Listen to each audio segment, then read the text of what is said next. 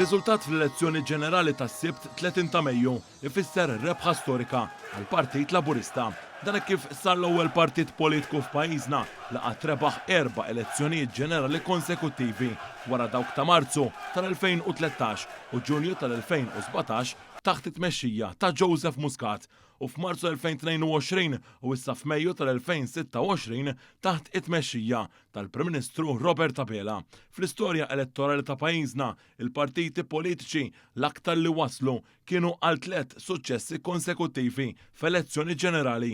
Dan seħħ meta il-Partit Nazzjonalista rebaħ l-elezzjoni ġenerali fl-1998, l-2003 u l-2008, waqt li l-Partit Laburista laħaq din il-mira fl-2013, l-2017 u l-2022.